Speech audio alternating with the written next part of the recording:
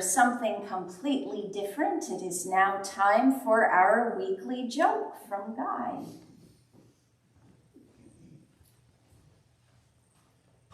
Good morning, everybody. Good morning. Today, I was planning to do an object lesson, but I left my object at home. Oops. So, we've officially entered mud season, right? And this line of jokes goes along with mud season because in mud season, springtime, everybody gets haircuts, right? So, why are barbers never late for work? They know all the shortcuts. How does the man on the moon cut his hair? He clips it. Why was the woman's hair so angry? Because she always teases it. And last but not least, I used to dislike facial hair, but it grew one. Very good. Thank you, Guy. Get us off to the right foot with a bit of laughter. So today is a part 3 of our sermon series on Weird Christian Phrases Unlocked. During Lent, we are unlocking weird Christian phrases which are often used by Christians, but which few people outside of the Christian church really understand. And today's phrase is God willing. Sometimes you will hear this phrase thrown into a conversation in which Christians are making plans to do something. As in, I'll see you next Sunday, God willing, or I'm going to Market Basket today, God willing. Now, there are a few variations on this phrase, such as if the Lord is willing, if it is God's will, or one of my personal favorites, say it with me because I know you're all thinking it, the Lord willing and the creek don't rise. Yes. Nowadays, of course, a creek rising doesn't affect us much unless we happen to have a creek near our house which overflows its banks and floods the basement, which can happen around here. But in the time when this particular phrase became popular, a rising creek could legitimately mess up your plans, especially if you lived in a rural area. Most people had to walk along dirt roads to get to their destination, and in those days, there generally were no bridges across bodies of water, at least small ones, as there are now. So your plan to visit Grandma's house or attend church on Sunday morning was directly affected by the creek rising, a circumstance over which no one but God had any control. These days, life has changed. Or has it? Like most people who suffer from any degree of anxiety, I am a planner. I check the weather obsessively for days before any event so I can be prepared for anything. My calendar is fixed weeks ahead of time. Time for worship planning, for socializing, and for self-care are all carefully scheduled to make sure they happen. I have always been a compulsive list maker. Anyone else here a compulsive list maker? I think there are a few of you out there. I make a list every morning and another list before wrapping up work for the day, and still another list before bed in case there was anything that I forgot to put on any of my previous lists. Because there's always just one thing, isn't there? There's always one thing that you know you were supposed to put on the list, and you forget to put it on the list.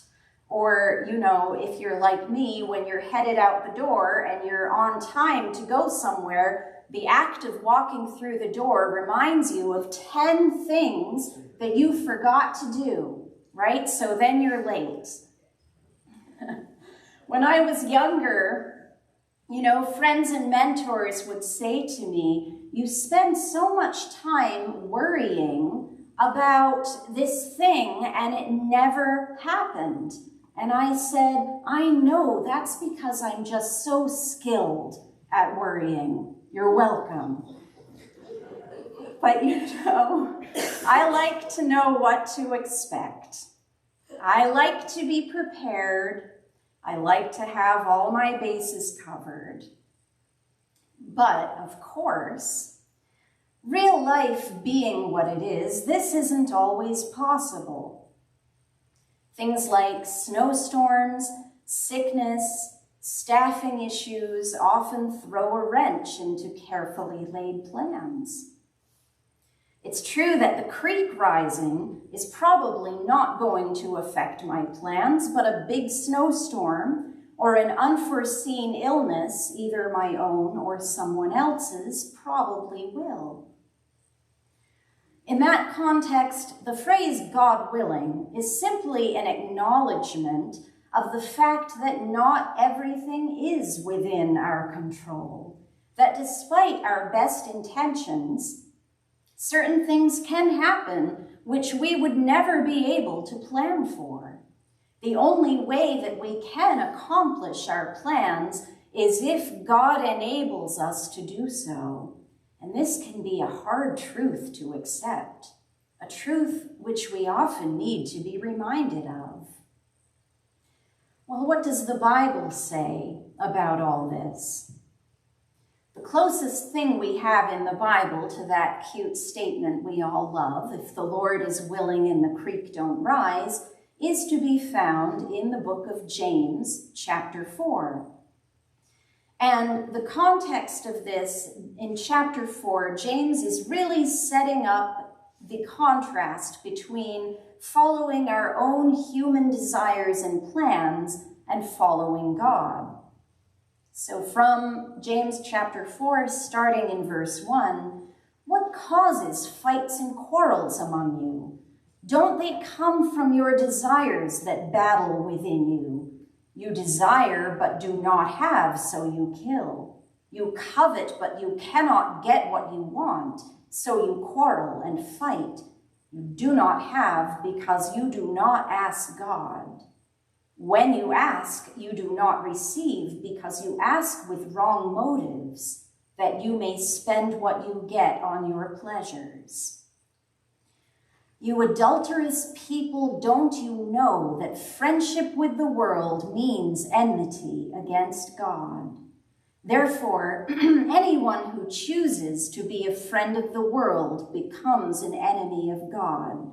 Submit yourselves then to God. Resist the devil, and he will flee from you. Come near to God, and he will come near to you.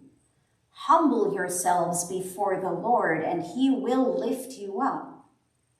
Now listen, you who say, today or tomorrow we will go to this or that city, spend a year there, carry on business, and make money.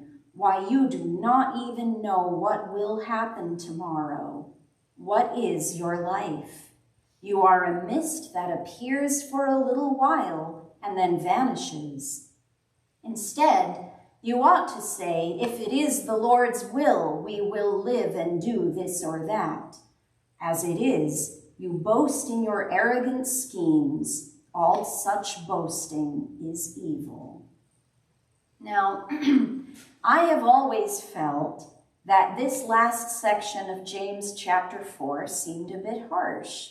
I mean, of course we want God to bless our plans, but are we really boasting in our arrogant schemes if we do otherwise? Is it really evil? Those descriptors seem a bit dramatic. Why does James have such harsh words for those of us who make plans to go places, to carry on business, to even, gasp, make money?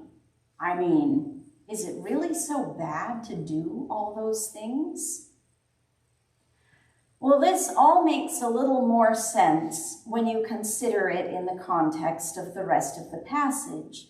Here, James has been talking about surrendering our desires and our passions to God. He's saying that you can't have it both ways. You can't chase after all the things the world says you're supposed to want and still keep God as a priority. So much of what God calls us to do is actually in direct opposition to what the world around us wants us to do, what it wants us to want. And this creates a conflict within our souls and sometimes with other people. And here James uses this word which crops up in the New Testament letters every now and again, which no one likes to hear, this word submit. Submit yourselves, therefore, to God. That means giving up our plans to God. Not that we should stop making plans. Not that we should throw out our calendars, our business plans, and our to-do lists. Because I would never throw out my to-do list. That would be too scary. Instead, it means giving our calendars, our business plans, and our to-do lists into God's control. Because as much as it pains us to admit it, we really don't have that much control over them as we like to think we do. Recently, I've been challenging myself to think of my list making as a prayer. God, I humbly ask that you help me to do each of these things I'm writing on my list, and may each task be done for your glory. Our friend Bill Curlis, I see Debbie's here today, our friend Bill Curlis used to tell me that setting the alarm every night to wake up the next morning is a great act of faith.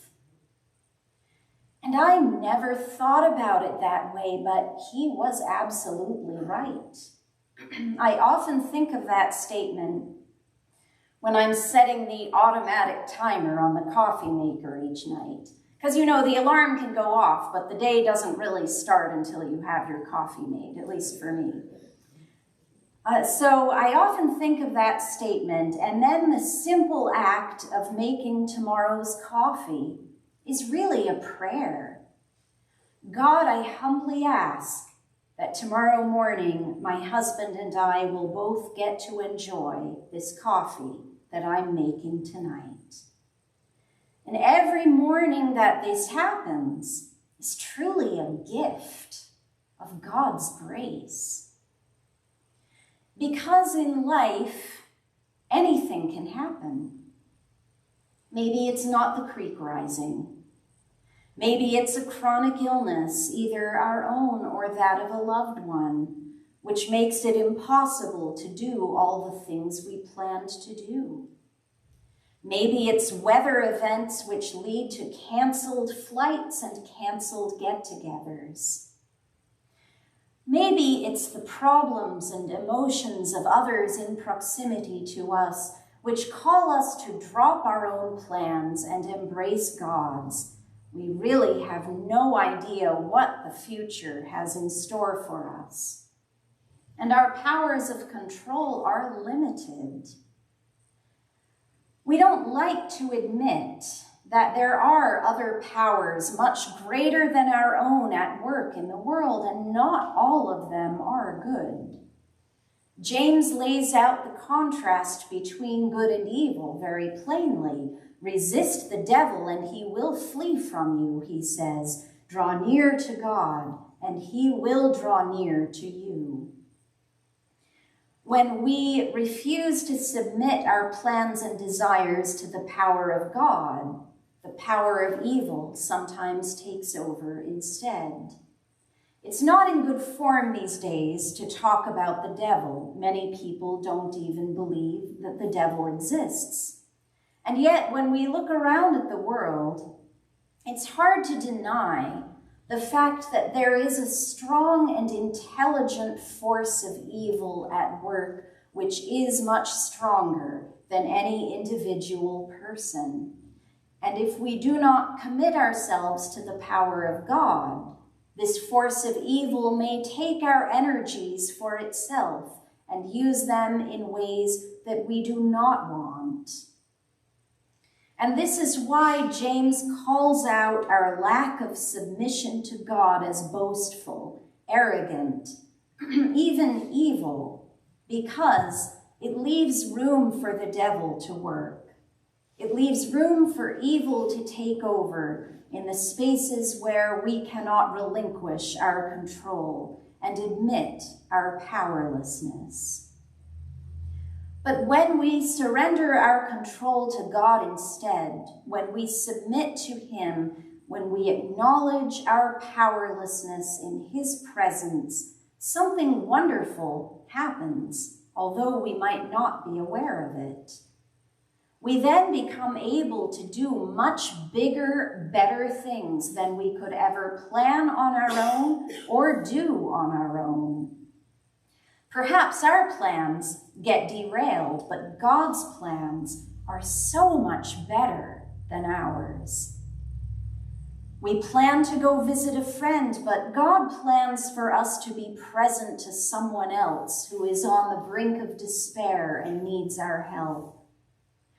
We planned to host a gathering at our house, but it didn't work out because God needed our attention for that important phone call that changes the course of someone's life. We chose the wrong checkout line at the grocery store. This always happens to me. You go in the shortest line and somehow it becomes the longest line.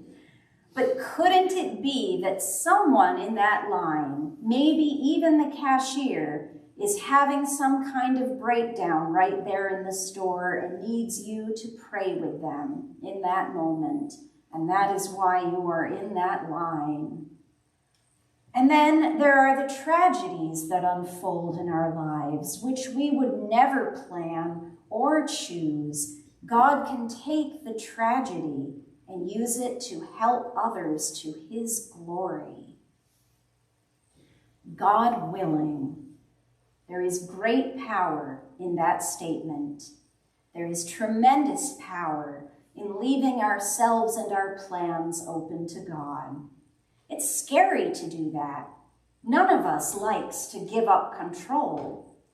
But the most freeing thing of all is recognizing that we never had any control to begin with. Our time, our plans, our resources, even our hearts, were never ours to begin with. It all belongs to God. Even if the weather is bad, even if our health fails, even if the creek should rise, it all belongs to God and it is in his hands. With his help, we can do all things, even when it seems impossible.